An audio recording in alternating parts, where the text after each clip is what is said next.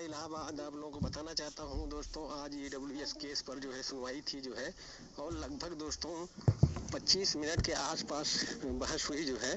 Senior advocate जो है are के ओझा सर ने अच्छी बहस की आज जस्टिस महेश चंद्र त्रिपाठी और जस्टिस अनीश गुप्ता की बेंच में दोस्तों, कोर्ट नंबर 40 में ये मैटर लगा हुआ था दोस्तों। आज जो है सबसे पहले जस्टिस ने जो है कुछ क्वेश्चन रेज किए, जिसका जो है दोस्तों अगली डेट पर जो है तैयारी करके आना है। हम आपको बताना चाहते हैं, एक मतलब आपको सारांश बता रहे हैं, क्योंकि 25 मिनट की लगभग बहस थी जो है, और नियर अबाउट 25 मिनट की। तो दोस्तों उसमें जो है उन्होंने पैराग्राफ 18 से लेके 20 तक जो ऑर्डर सिंगल बेंच का था, उसमें उन्होंने दोस्तों पैराग्राफ 19 पे खास करके फोकस किया है, और 18 और 19 पर दोस्तों उन्होंने ये जानना चाहा है कि जो है ऑफिस मेमोरेंडम के आधार पर क्या जो ईडब्ल्यूएस देना चाहिए वो सही है, या फिर जो एक्ट जो है दोस्तों 2020 में आया था उस हिसाब से। वो दोस्तों आज कुल मिला जुला के ये समझिए कि वो इस चीज़ के विवाद में नहीं है। वो मानते हैं कि 2020 में जो है भर्ती स्टार्ट हुई, और 2020 में ये जो एटीआरई है जो मतलब 2019 में हुई थी, वो जो है 2019 की जो परीक्षा थी, ये कई मायने नहीं रखता है कि 2019 में परीक्षा हुई थी तो वो मतलब इसको दिया जाए या नहीं दिया जाए, क्योंकि सरकार ने अपने एफिडेविट में तो कहा था कि 2018 में इसका विज्ञापन आया था। लेकिन यहाँ पर क्वेश्चन वो डीबी भी उसको नहीं मानती है। वो कहती है कि वो क्वेश्चन अलग है। वो क्वेश्चन तो मान लीजिए आप सही है कि 2020 में ये विज्ञापन आया, और जो है 2020 में मई 2020 में आया। तो यहाँ पर ये क्वेश्चन नहीं, क्वेश्चन ये है कि ऑफिस मेमोरेंडम पे क्या ईडब्ल्यूएस दिया जा सकता है, या एक्ट मुख्य होता है। एक्ट जब एडॉप्ट किया जाता है उसके आधार पर दिया जा सकता है। दोस्तों इस पर जो है कोर्ट ने कहा कि खूब बेहतर से तैयारी करके आइए आप लोग। इसी पे मतलब उन्होंने क्वेश्चन किया है, 3 क्वेश्चन उन्होंने वो किए हैं। तीनों जो 18, 19, 20 का पैराग्राफ जो है दोस्तों ऑर्डर में आप देखिएगा, उसी 18, 19, 20 को पैराग्राफ को जो है कोर्ट पढ़ा रही थी बार बार सिंगल बेंच के जजमेंट को। और दोस्तों आज जो है कहीं न कहीं एक बात तो स्पष्ट आ गई है कि जज डीबी भी इसी पर जो है संतुष्ट होना चाहती है। क्या एक्ट 2020 का जो लागू हुआ है उस आधार पे ईडब्ल्यूएस क्यों न दिया जाए। यानी हम लोगों की तरफ से क्वेश्चन किया जा रहा है कि मतलब ऑफिस मेमोरेंडम कहाँ तक सही है, ऑफिस मेमोरेंडम के आधार पे देना, और एक्ट जो है 2020 से जो लागू हुआ है। आमतौर पर देखा जाता है एक्ट जब एडॉप्ट किया जाता है तभी से जो है मतलब एक तरह से लीगल होता है ईडब्ल्यूएस देना जो है, क्योंकि तमाम दोस्तों राज्य सरकारें, हम आपको बताना चाहते हैं, क्योंकि भारतीय जनता पार्टी की सरकार ने ईडब्ल्यूएस लागू किया था, तो तमाम जो है बीजेपी गैर बीजेपी राज्यों ने 2-2, 3-3 साल बाद एडॉप्ट किया है ईडब्ल्यूएस, और वहां से राज्य सरकारों ने देना स्टार्ट किया। उसके पहले जो भर्तियां उन्होंने वो किया था उसको उन्होंने नहीं दिया है। क्योंकि देखिए आप यही समझ लीजिए कि बिहार ने जो है 75% आरक्षण लगा दिया है। अब वो आने वाली भर्तियों में 75% के हिसाब से, हालांकि वो सब जुडिस मामला है न्यायालय में, लेकिन चूंकि अभी स्टे नहीं लगा है तो 75% आने वाली भर्तियों में देंगे।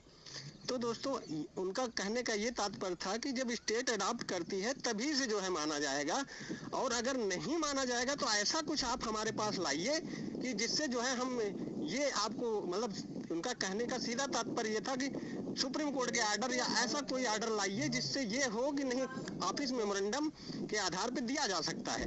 दोस्तों एमसी त्रिपाठी जो है, महेश चंद्र त्रिपाठी एक काबिल जज हैं, विद्वान जज हैं। ऐसा नहीं कि इतना आसान है ये केस। आज जो है उनके जिस तरह से हमें लगता है वो फाइल पढ़ के आए थे और क्वेश्चन कर रहे थे दोस्तों, उससे लगता है कि ईडब्ल्यूएस केस इतना आसान भी नहीं है जितना ये लोग तमाम लोग जो है कह रहे हैं कि नहीं सिर्फ जो है तमाम भर्तियों में दे दिया है। तमाम भर्तियों में देना इसका मतलब वो गलत है, और उसको हम चैलेंज नहीं कर सकते कि 6 परीक्षाओं में दे दिया तो इसको नहीं क्यों नहीं दिया। लीगल जो होता है एक्ट के आधार पे ही होता है। पश्चिम बंगाल ने 3 साल बाद ईडब्ल्यूएस लागू किया था, तो इसका मतलब 3 साल के पहले उन्होंने नहीं दिया तो क्या वो गलत था? नहीं गलत था। तो दोस्तों हम ईडब्ल्यूएस के निगेटिव जो आज सुनवाई में हुआ था उन चीज़ों को इसलिए आपको बता रहे हैं, क्योंकि देखिए हमारा ये कहीं वो नहीं है कि अगर पॉजिटिव होगा तो पॉजिटिव बताएंगे, उन लोगों की तरह नहीं है कि निगेटिव अगर चीज़ें हो तो उसको छिपा जाएं और ये कहें कि भैया नहीं ईडब्ल्यूएस जो है हम जीत रहे हैं, आज 50 मिनट बहस हुई, 51 मिनट बहस हुई, ये सारी चीजें नहीं। आज जो कोर्ट में हुआ दोस्तों, ईडब्ल्यूएस को इस पे तैयारी करनी है। 18 पैराग्राफ से लेके 20 पैराग्राफ तक कोर्ट ने तमाम क्वेश्चन की झड़ी लगा दी, और क्वेश्चन की झड़ी लगाने से ये लगता है दोस्तों कि ईडब्ल्यूएस केस जितना आसान सब समझते हैं उतना आसान है नहीं।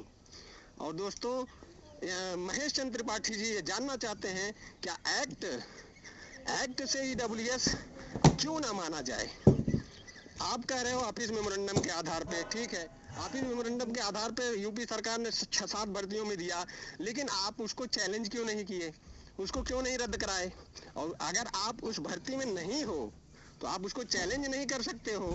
तो ये सारी चीजें दोस्तों हैं, आपका कहाँ से फंडामेंटल राइट का वायलेशन हुआ है, ये चीजें हमको जानना है। हाँ, उसको उदाहरण के तौर पे आप प्रस्तुत कर सकते हैं कि ऑफिस मेमोरेंडम के आधार पे इतना दिए, ये दिए, वो दिए, लेकिन दोस्तों कोर्ट ये जानना चाहती है कि आखिर कोई ऐसा ऑर्डर हो सुप्रीम कोर्ट का जिससे ये हो कि भाई ऑफिस मेमोरेंडम जारी हो गया, इसके आधार पे जो है सुप्रीम कोर्ट ने माना है कि ऑफिस मेमोरेंडम आपने जब जारी कर दिया तो वहां से आपको दिया जाएगा।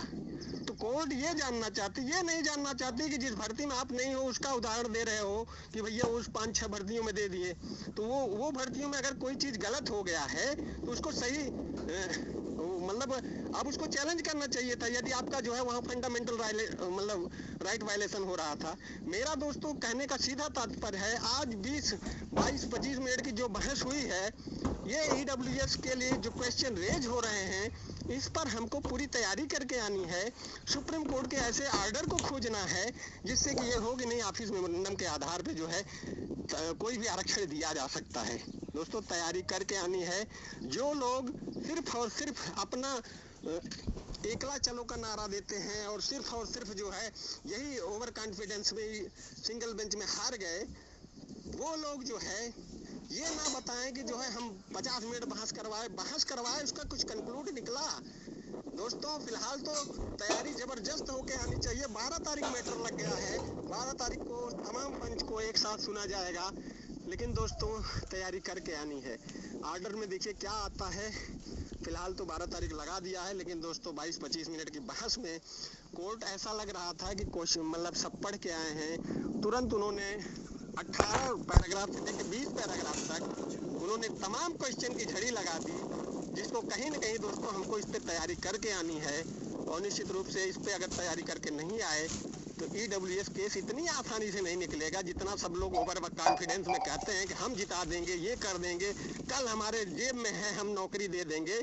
तो ऐसे लोगों से दोस्तों बचिए, क्योंकि ऐसे लोग सिर्फ और सिर्फ ओवर कॉन्फिडेंस में आपको केस हराएंगे।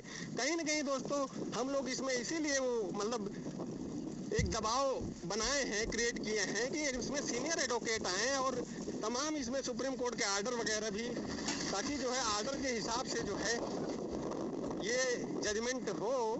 और दोस्तों इस पर तैयारी करके आना है।